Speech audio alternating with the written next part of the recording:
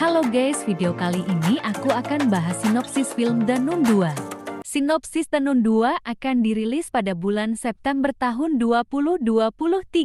Danun pertama mengisahkan tentang awal mula iblis jahat bernama Valak yang sebelumnya muncul di The Conjuring kedua. Kisahnya berawal di Rumania pada 1952.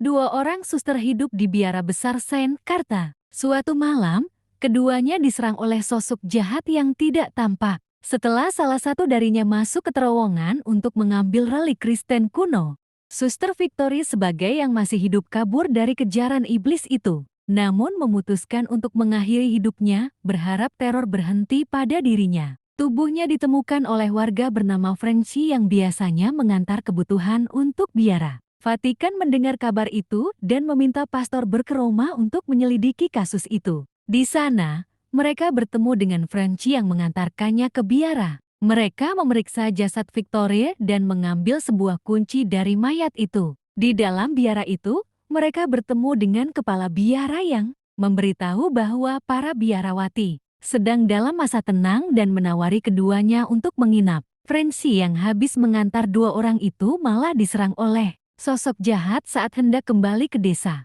Pada malam itu, Burke bercerita kepada Irene tentang Daniel, bocah yang ia eksorsis tapi malah terluka parah dalam prosesi itu hingga tewas. Burke masih terhantui oleh kematian bocah itu dan menyalahkan diri sendiri. Irene gantian bercerita tentang dirinya yang ternyata punya bakat untuk melihat hal-hal yang tak lazim. Di antaranya, dia punya penglihatan tentang Maria penunjuk jalan yang membuat pihak gereja tertarik padaannya. Teror langsung terjadi pada Burke dan Irene malam itu, di mana sang pastor terkubur hidup-hidup di kuburan biara dan diselamatkan oleh Irene. Keesokan harinya, Irene bertemu dengan sejumlah biarawati lainnya yang berdoa terus-menerus. Suster Ona akhirnya bercerita bahwa biara itu dibangun pada abad pertengahan dan dipakai oleh bangsawan yang terobsesi dengan okultisme. Bangsawan itu memanggil iblis melalui celah katakombe dan akhirnya dibunuh oleh para prajurit Kristen. Para prajurit menutup celah itu dengan botol kecil berisi darah Kristus.